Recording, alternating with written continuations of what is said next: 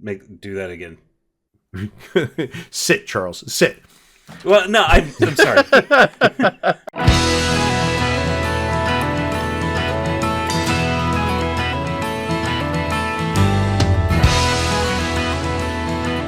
Hello and welcome to JudgeCast. This is episode 3 of our brand new series of YouTube videos focusing on how to become a level 1 judge. My name is Bryan Charles. I am joined this evening, afternoon, morning drive to work by the one and only Charles Feather. Hello, hello. And the one and only Marco Sanchez. Hello, everybody. In this continuing series, we're going to finish our lesson on the rules around card types. So if you want to go back and watch part 1, go ahead and click here in the little doodly-doo on somewhere on the screen. And with that, we also want to thank Judge Foundry, the certifying body for Magic judges, who has sponsored this series on helping you attain your level 1 certification. Judge Foundry is a membership-based nonprofit organization serving the US and Canada in providing certifications for tabletop gaming officials. They manage everything to do with obtaining and maintaining your certification, and provide educational resources like this one to ensure that every Judge Foundry certified judge has the knowledge and skills to be successful. When it comes to running Magic events at your local game store or at a larger international convention, Judge Foundry is a great resource for you to certify your skills. For more information on Judge Foundry, visit judgefoundry.org and click on the orange Become a Judge button to find out how you can earn your level. The link is in the description below. Now back to today's episode. This episode will continue our focus around card types, from what a level 1 judge working FNM, that's Friday Night Magic, or scheduled events at a larger event should know. Not every corner of types is explored, but if you wish to go deeper or explore topics faster than these videos come out, you can explore our extensive library at judgecast.com or search for us in your podcast app of choice. Our podcasts are typically at least an hour, so you get more detailed discussion, humor, insight, and of course, our melodious intonations. So let's continue. In the previous episode, we covered the permanent types Artifact, Creature, Enchantment, Land, Planeswalker. In this episode, we will cover Instant, Sorcery, Dungeon, Kindred, Supertypes, and type-changing rules. Yep. All right, so now we're going to talk about instants and sorceries. So if you remember in last episode, we kept talking about at sorcery speed. Now we're going to get into sorceries. The reason why we're grouping them together is instants and sorceries are basically the same thing with the exception of some timing restrictions. Whereas everything that we talked about in the previous episode was a permanent and can exist on the battlefield, instants and sorceries cannot enter the battlefield.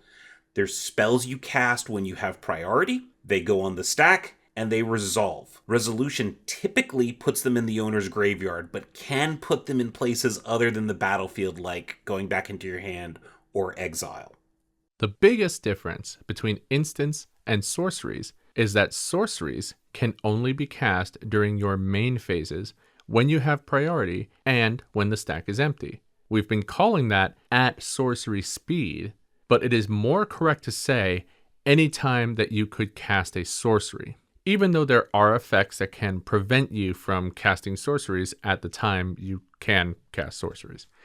Instants, however, can be cast anytime you have priority.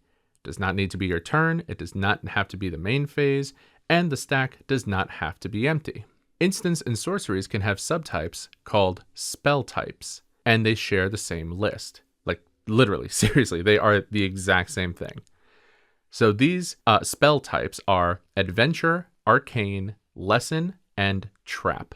The last 3 are realistically just flavor to interact with specific keywords.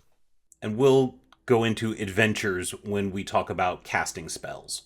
Yes, in a later episode. Because adventures are fun. So let's talk about dungeons. No, not that dungeon.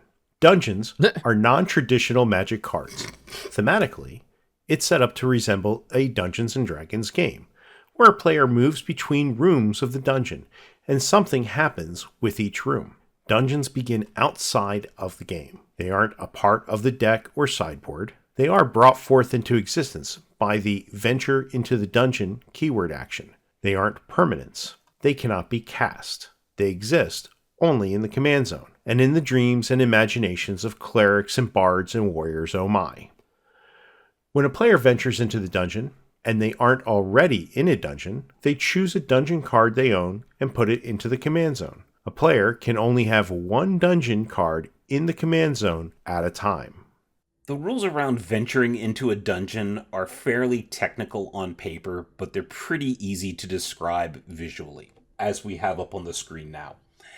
As you venture into the dungeon, you're going to use a venture marker to mark your place in the dungeon. When you first venture into a dungeon, you're going to move your venture marker to the topmost room. Then each time you venture into the dungeon, you move your venture marker to the next room. And sometimes you have a choice of rooms, as indicated by the little arrow doodly-doos. Okay, each room has a triggered ability that says, when you move your venture marker into this room, bracket, you get the thing the room says. All right. The last room is a little bit different. When you venture into the bottommost room of the dungeon, the trigger's going to go on the stack, and then the dungeon is going to be removed from the game once that room's trigger has left the stack. So either countered or resolves, then the dungeon's going to go away. Our next card type is Kindred. Now, Kindred is a card type that always appears with another card type. Casting a Kindred card always follows the rules of whatever that other card type is. Kindred is just a special type that allows non-creature spells to have creature subtypes. This allows for cards like Kindred Instant Goblin to be found by cards that let you search your library for a goblin card and find that instant. And that's all the types. Yes. But what about supertypes? Objects can have 0, 1, or many supertypes. Supertypes are independent of card types, so they can appear on any type of card, even though some supertypes are tied closely with certain types like basic. Supertypes in the game are basic, legendary, ongoing, snow, and world, with basic, snow, and legendary being the relevant ones for L1 testing. Changing a type or subtype doesn't alter the supertype. Changing the supertype doesn't impact type or subtype, meaning if we make something legendary, it doesn't stop being a creature or a land. All right, so basic is one of the supertypes. Any land with a basic supertype is a basic land, okay? If it doesn't have this supertype, it is a non-basic land, even if it has a basic land type. I feel like this is just like last episode all over again. Okay, basic is also a supertype that is very much tied to land. Even though the rules are kind of generic, there are no rules for basic creatures or basic instants. We also have permanents, can have the supertype legendary, and when they do, they are subject to the legend rule. All right. The technical wording for the legend rule is if 2 or more legendary permanents with the same name are controlled by the same player, that player chooses one of them and the rest are put into their owner's graveyard. This is called the legend rule. An important thing to note about that legend rule is that it only applies when 2 or more legendary permanents have the same name. So if you somehow have a legendary permanent with a name and then a non-legendary permanent with the same name, the legend rule does not interact with them. All right? There's also, to make things even more confusing, there are instants and sorceries that can have the supertype legend as well. That doesn't mean that you can only have one on the stack at any time. It means something completely different. They're subject to a casting restriction. You can't cast a legendary instant or sorcery unless you control a legendary creature or planeswalker. Note that artifacts and enchantments are not on that list, so it doesn't matter if you have a legendary artifact or a legendary enchantment. Okay? Legendary instants only check to make sure that you have a legendary creature or planeswalker. Woot. Woot. So let's get into some type changing effects now. Some effects can actually set an object's card type. In most cases, the new card types replace any of the existing types on that card. So if you make a planeswalker a creature, it stops being a planeswalker. However, there are some exceptions. For example, our friend Gideon Jura here. His ability says until end of turn, Gideon Jura becomes a 6/6 human soldier creature that's still a planeswalker, yada yada yada. So there are some exceptions to that, including in the effect that makes it a different type itself. There are also exceptions where objects that are instants and sorceries will retain their type. This is mostly there just to make sure the game doesn't do something wacky. Counters, stickers, effects, and damage marked on an object remain even if they are irrelevant to the new type. So if you change a creature into an artifact, it will still have the damage marked on it, it just won't do anything, unless or until it becomes a creature again. So if an effect sets one or more subtypes, the new subtype replaces the existing subtypes. Okay, so if I make a goblin a zombie, okay, it will stop being a goblin and start being a zombie. All right. However, that doesn't change its other types, okay, that are subtypes tied to a type, a different type. So if I have a artifact creature treasure dog, and I somehow have an effect that makes it a food, it's going to stop being a treasure dog and start being a food dog. Also, if an object's card type is removed, the subtypes associated with that card type will stay, but only if they are valid subtypes for the new card type. Otherwise, they're just suppressed for the duration of the effect changing the card type. So bringing back our friend Gideon Jura. Let's say we have animated Gideon with its last ability, making him a 6/6 human soldier creature that is still a planeswalker.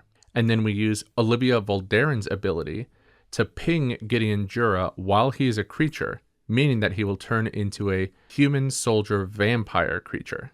However, when he reverts back to being a planeswalker at the end of the turn, the vampire subtype is suppressed because at the end of the turn, he goes back to being a legendary planeswalker Gideon, no longer a creature, and therefore no longer has that subtype for creature available to it. If you remove a subtype, that will have no effect on the card type. So if you somehow make a goblin stop being a goblin, it will still be a creature, and Charles will be sad.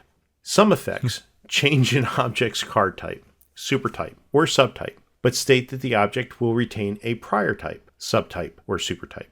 In these cases, all the object's prior types, supertypes, and subtypes are retained. So when you see effects that state in addition to its other types, or states that something is still a type, supertype, or subtype, these are the situations that we're describing. So, if you were to create a food token while Displaced Dinosaurs is on the battlefield, it will enter as an artifact creature food dinosaur instead of just as a creature dinosaur. All right. Now, this rule is kind of difficult to get your head around.